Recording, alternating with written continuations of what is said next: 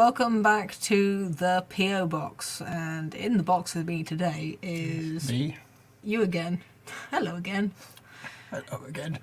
And today, what's the biggest... I want to do like a 50-50 shot, but this is going... I have even more like squashed in here. I just moved the camera. Well, because it's still covering half of the... I mean, I could do that and then you're not in it. Isn't that ideal? Anyway. Isn't like Popcorn in Bed's husband there like half the time? He's just like slightly off screen, you mean? Not slightly, like he's completely off screen. Yeah. Yeah, because they want the cinema money. Yeah, he knows what's going on, doesn't he? If you're not watching Popcorn in Bed, you really should be. If you want women reacting to films. You would be able to rewatch a film that you've already seen. I think the Popcorn in Bed would be... this would be a good candidate for her. She would enjoy... Oh, the film? Right? Yeah, sorry. Today we're talking about Steel Rain. Which is... It's an action film, a buddy cop film kind of thing. And it's about the divide between South and North Korea with a kind of political drama, action. It's a Korean Tom Clancy film. Yeah, film adaptation of a Tom Clancy novel that doesn't exist. Yeah. But it's made in Korea, which is this show at some points. We'll get to that. Korea. South Korea, yeah, we know. The best Korea. And no, we watched it as was requested by one of our loyal viewers. I'm just going to check my check my super chats to see who requested this. But we usually do we review films on request based on what super chats we get. But coming up next week, I'm just going to give you prior warning. Next Sunday, the YouTuber Pharaoh, who did the first P.O. Box before it was even called that, on Frozen with me, earlier, is this year or last year? He's going to come back and do Tangled as a kind of sequel to that, on my request. So that's not requested by anyone except for our daughter who loves Tangled. So look forward to that. But today, it's Steel Rain, a film on Netflix. It's a Netflix film, but it's a South Korean production that was sort of produced by I imagine Netflix own the screening rights, at least in this country, for now. Is there like one pixel where I can resize this? Never mind. I'm just trying to resize what I'm doing on here. So I want to see who requested Steel Rain, so make sure they didn't ask any questions. There we go. It was Sir Garnet. Thank you very much, Sir Garnet, for requesting this film. I enjoyed it. Having never heard of it before, I was worried that it was going to be like a rubbish film, but actually it was alright. Wasn't that his second one? His second request? Which is a further contribution. Yeah, I'm trying to look the original one. But it only says Steel Rain once here. Someone spelled it wrong? No, I think what happened, it's not worth going into, but... don't worry about it. I was wondering if somebody asked a specific question and then somebody backed up. Yeah. I remember what happened. I'm just not going to go into it now because it's not worth the breath. It's not worth the screen time. There are people watching the stream. So I wrote down the synopsis of the film.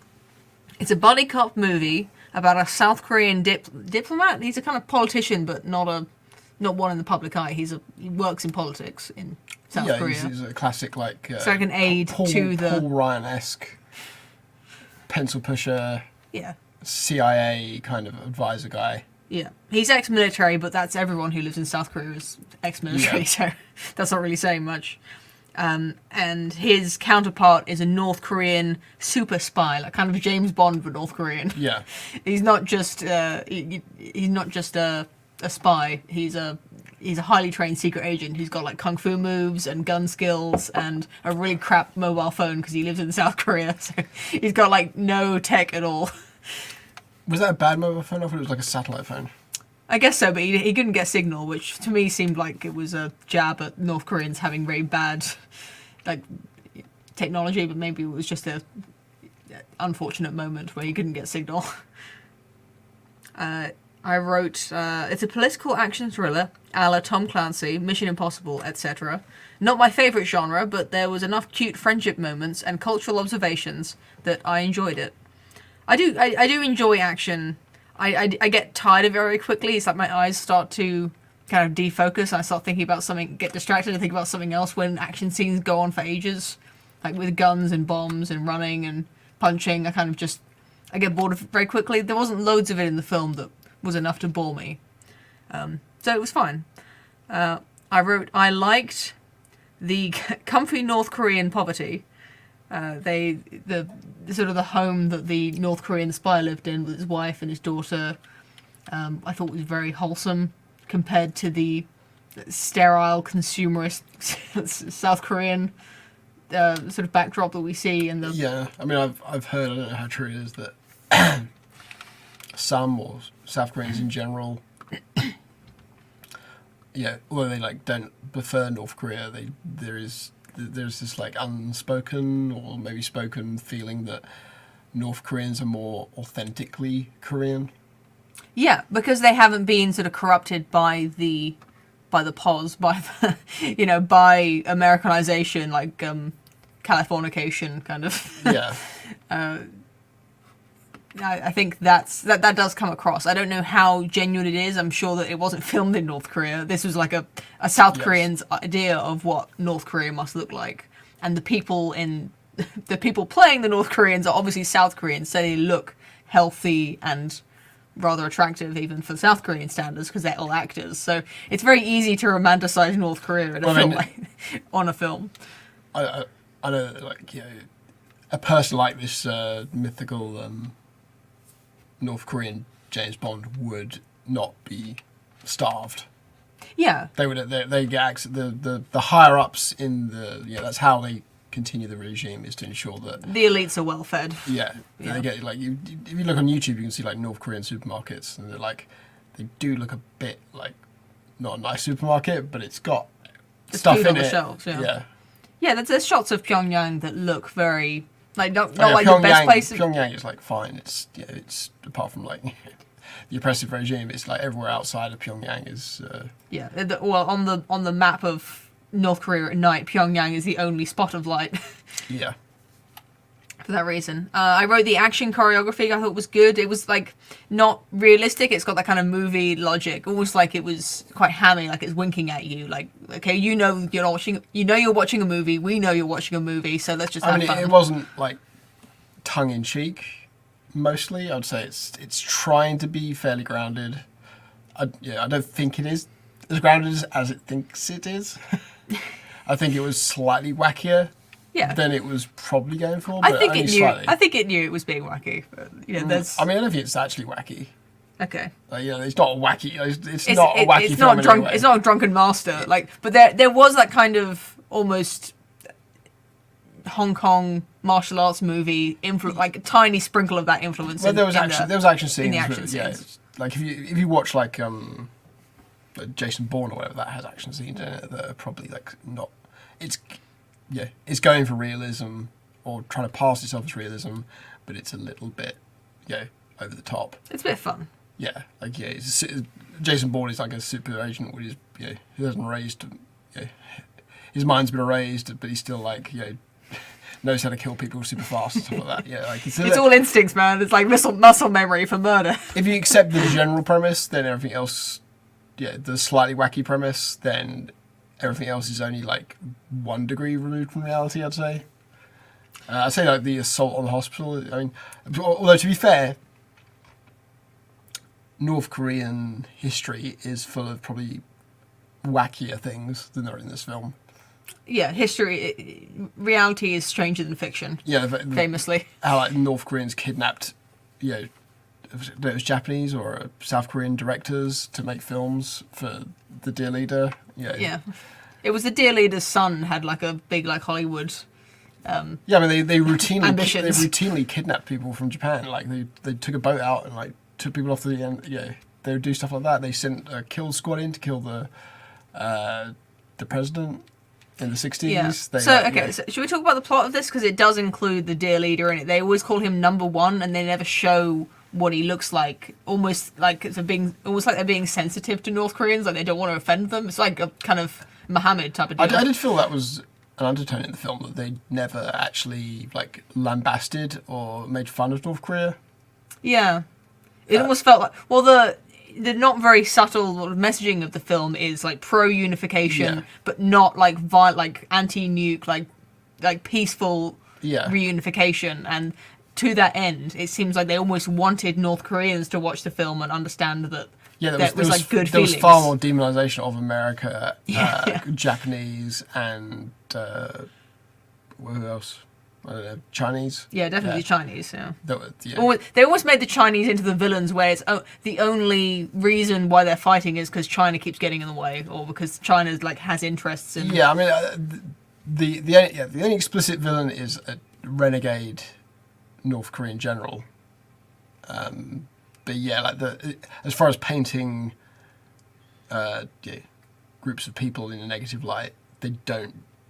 There's those North Korean, like the two girls that come across. Yeah, they're probably the broadest characters. They went a bit far with that. They really like pressed heavily on the indoctrinated, true believers of North Korea. To be honest, like that's. Probably accurate. Yeah. I mean, they were a bit hysterical, but they do. If you see recordings of them crying over the death of Kim Jong Il, they are like that. I mean, they weren't random North Koreans. They were. Yeah, they were cheerleaders. Specifically cheerleaders for the. For the regime. The camera keeps flickering off. It's because you got this new splitter thing. It's still doing it.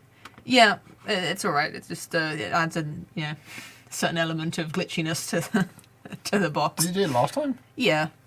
Maybe not quite as much. It's kind of been pushed off the... I don't want to touch it. Should we talk about the plot? Because it starts... like it's a very long film. It kind of pushes two films together, almost like it's a mini-series. The place that the film starts is vastly different to what it ends up...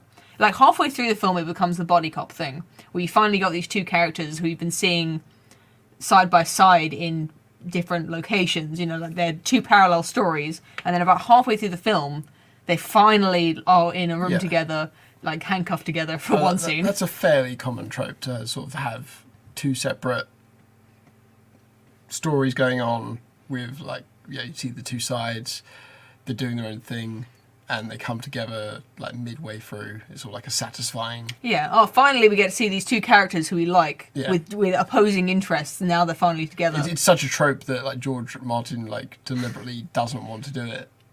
Yeah. There's deliberate times in like Game of Thrones, the books at least, where like near misses. Characters are about like you go, oh cool, Thingy's gonna meet up with what's her name, and they're gonna have an adventure, and like they just don't. Yeah. I remember that.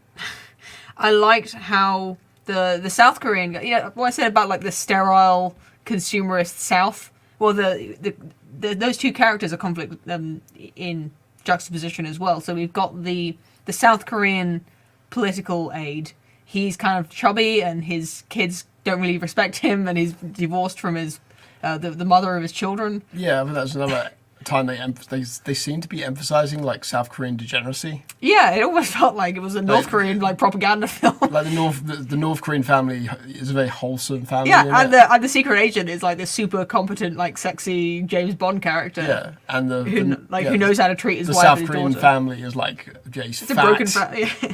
I mean, he's nice. Like he's a likable character. Yeah, he's really not like much of a role model. It definitely like. They definitely seem to go for a theme there where like the South Koreans have become like corrupted by. Yeah, I mean they have. I was absolutely, I was on board with that. I liked how he had his ex-wife saved in his phone as nasty woman, because I thought that was the woman. His wife's friend. Yeah, because he calls her. I don't think he has the wife's friend's number. He has his ex-wife's number. No, I thought so he was going to call her to ask about her. They used to be because they were husband and wife. The way I inferred it was that woman was just like maybe she was the one that like pushed her towards a divorce or something. I guess either way it worked. Because if I'm just thinking it's good, because if it had the contact's name in the phone, the viewer would be like, who is that? Because we don't know her name, or even if we did, it probably wouldn't remember. But when it says nasty woman, you know exactly who he's calling. Although I guess we disagreed about who it was. So I'm pretty sure it was the woman, because that like he gets the intel and it says that he's at. This woman was seen with him, and he recognises the name. Then he calls her. Yeah, he recognises the name, so he calls his wife, who is the friend of the woman. Like, that's who you would call. Why would he have her number? Because he's like a friend of the okay, I don't. They used to be a couple. You don't have. And that was a friend that they knew. So you do not have any of my friends' numbers in your phone. I do. You do? Yeah. Okay. Did you see Army Base Stew? Oh, I think you were out of the room for that part. They're driving. There's a really good bit that I liked, where they're driving through Seoul, I think, or maybe it's somewhere closer to the border, and there's also signs everywhere that say Army Base. And the North Korean guy is like shaking his head, saying, "Oh, you're so militarized. You've got army bases everywhere." And the South Korean guy explains that Army Base Stew is the name of a dish that is served in South Korea that was invented after the Korean War, when the Americans left lots of their like American food in Seoul in South Korea, and the Koreans invented this dish made of spam and baked beans and sausages and cheese. And they made this like Korean dish out of American food that they call Army Base Stew. I can't remember what the Korean word for it is, but it sounds like budget stew, which is that's like the street name for it. Okay. So it means army base, but it sounds like budget, and it's made of cheap ingredients, so people call it budget stew. My brother, who lives in South Korea, said that it's good. I was thinking about making it for you because it's got. I thought you'd like the baked beans and the spam. And they just eat it like it's a stew they eat with rice or noodles. Yeah. So you see them make it. It looks quite good, but I liked that. For people who are watching it in South Korea, that probably wasn't as interesting. But for me, there was a lot of sort of tidbits of North and South Korean culture that you sort of pick up on watching this stuff that makes it. It's fun watching foreign movies for that reason. And I think the film also does a good job of bringing the viewer up to speed with the history of the Korean War. There's just a little quick scene where, I don't know if it was added afterwards because it's completely out of sequence with the rest of the film, but the South Korean political aide is giving a lecture to students about the history of the... I was wondering, I couldn't remember if there was like a Star Wars crawl at the start of the film. No, that would be lame, but this is like much more interesting than that, where you get a little bit of an insight into his character, and he has a few, he adds his own opinion to it, but he just gives you a quick rundown of the Korean War, the American involvement, why the Chinese care, a little bit, and then also the situation they're in now with nukes, which is literally the bomb under the table of this film, is they're trying to prevent nuclear war, which would not benefit the North or the South. So that's why they have to team up, and they form this sort of erstwhile friendship.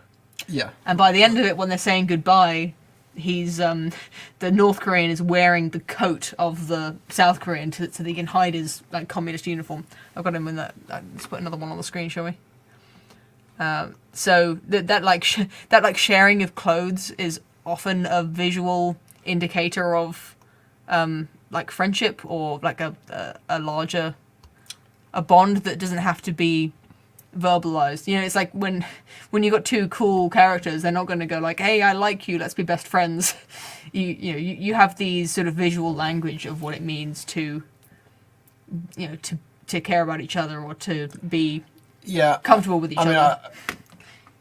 I didn't think the bromance was as good as it maybe could or should have been. I mean, it's not as good as Lethal Weapon Classic, right? Well, then, there's lots of buddy cop movies that I could have put above this in the relationship. Like, I mean, it's fine that there's a big gap before they even get together, but I didn't really get a really good feeling that they were sort of like buddies. There was a lot of sort of like, it was a bit.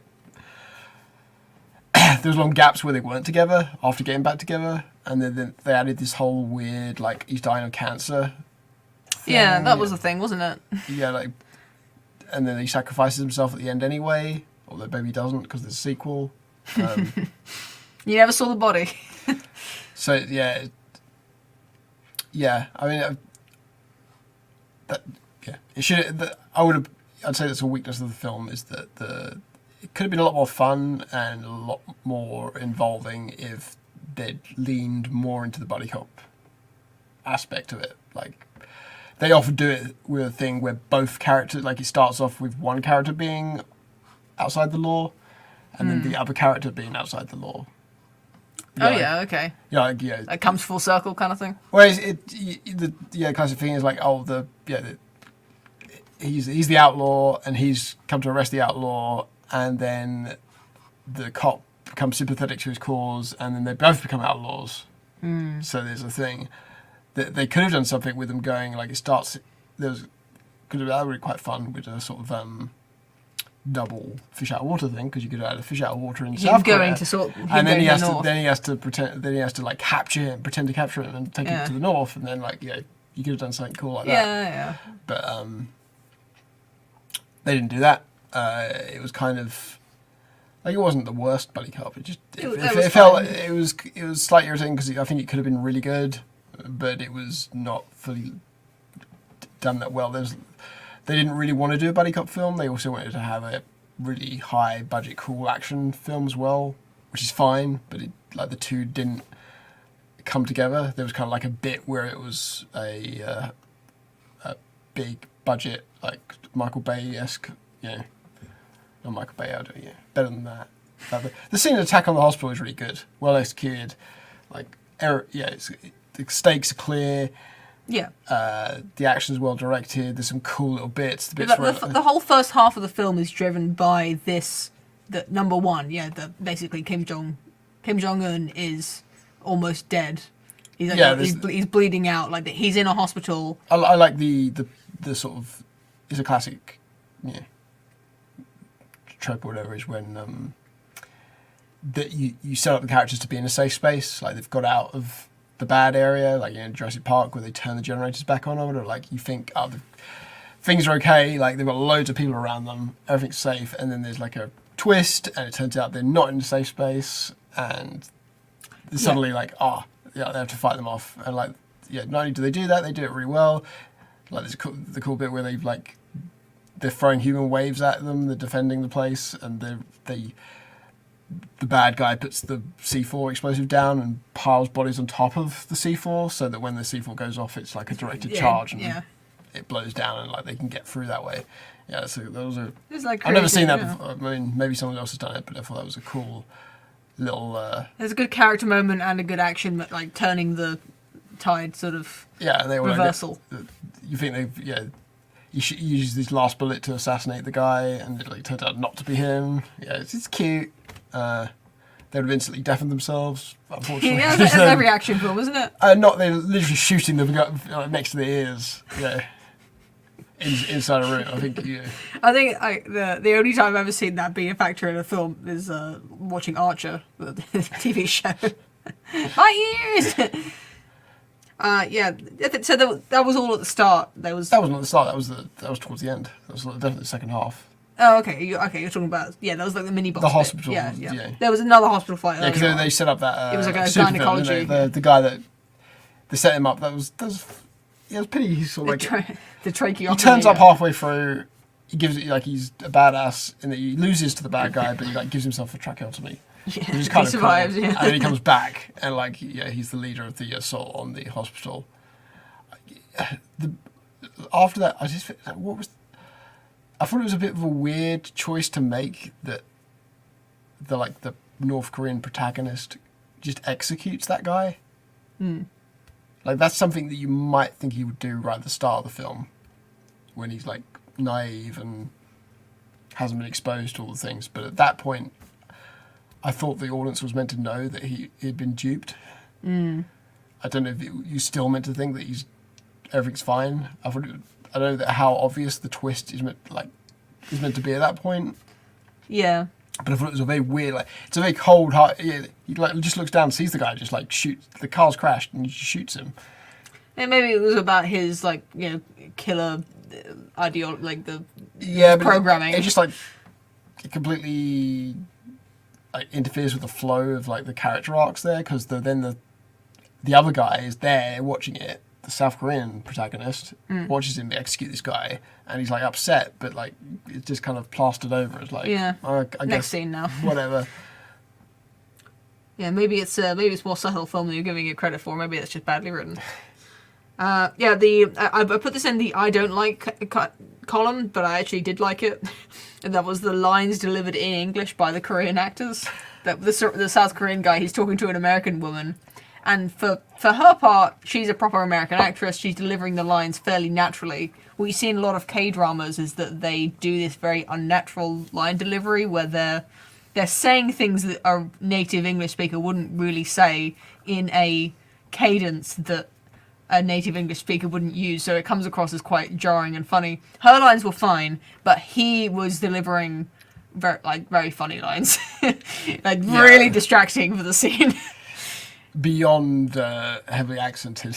Yeah, but it's not just the accent. It was the cadence and like the choice of words were like not like this is not how a Korean speaking English sounds. It sounded like pretty much. Yeah, I would guess that he was just phonetically trained on those lines. Yeah, exactly. That's exactly what it sounded like. He didn't know what he was saying. I suppose I thought that like there was a general good comprehension of English. Yeah. Yeah, well, they when you choose your words yourself, if you're not very good at English, you choose simple words and to convey simple concepts. But he's conveying these like quite complicated concepts in fairly complex language. They wanted him to be like fluent in English. Yeah, exactly. It's meant to look very cool. They wrote the he just like drops into English like he can just speak it. Yeah, and it's like I use. But it has the exact opposite effect if you're watching it as an English speaker. So that was funny. I enjoyed it, but it really did take me out of the scene. And it also had that problem that I have with a lot of films, and especially action films, is that I don't understand what's going on because I don't recognise, especially like with these Asian films, like sometimes the characters look a bit similar. Oh, so I didn't notice that. So when someone dies, I'm like, who is that? Like, is that bad? Did he win? I don't know. Sometimes when I'm watching a scene, someone's been revealed, and I'm like, the characters are all like, oh, it's him, and I'm like, who? So that kind of spoiled it a bit for me at points. Full disclosure. I mean, I was always the main characters. I was very much aware of, but there's a lot of North Korean people. Well, that's half an hour on Steel Rain, 2017 Netflix film. I think I'd recommend it if you like action films. Yeah. If you like action films and you want to watch something with your girlfriend because she likes K-drama, I think this would be a good choice. Yeah, I mean, if you were after a Tom Clancy-esque movie, this is it. It's not probably as good as the best Tom Clancy's, but it's probably not as worst as the worst ones. I've got one more image, so I'll just share that. Have you seen 55 Days in Peking? No, I've seen Zulu. I've seen Zulu too. Would you like to... Maybe we can watch 55 Days in Peking, and then we'll choose whether to watch that, or whether to review that, or to review Zulu. Zulu was like a hate list, wasn't it? Oh, yeah. I mean, I was watching it thinking, like, I thought it was a bit much. I thought it was a bit intolerant. No, I enjoyed it though, Zulu. I would like to see it again and to review it, so that would be a good pick. It's only a question of if 55 Days in Peking looks good, maybe we'll watch that too and make a decision then. Otherwise, I like the idea of Zulu for $5. You're getting that cheap tonight DRT because there's no one competing against you. And thanks so much for Sir Garnet for recommending Steel Rain for us. And anyone watching, if you want to recommend a film, you can turn up in either this chat or in the chat for Wham! Hour on Fridays, and just go ahead and leave a super chat, and you can recommend a film for us to watch if it's the highest paying super chat of the night. So Wham! Hour coming up on Friday. We've got super chat extravaganza where we're covering all the ones we've missed for the last few weeks, and then on Sunday 26th of March. That's the Sunday after this Sunday. We're doing Tangled with Pharaoh and with another YouTuber, possibly I've invited on, he's a very small channel who does analysis of... Why don't you name the channel? Because I can't remember, it's called Corneus. I've got it right Focus? Here. Yeah. I've invited Coronius Phosis on, but who knows? I mean, he's got quite a small channel, so I thought he'd appreciate the attention. Wow. Or maybe throw the type some. Basically, I mean, otherwise I wouldn't have invited him on if he had a huge channel. So that's going to be Sunday at 9, next Sunday, talking about Tangled, which is our daughter's one of her favorite films. And so I guess I think After the Paw Patrol movie. the real Paw Patrol movie. Yes, thanks so much for everyone for watching. Thank you very much for joining me tonight under the stairs.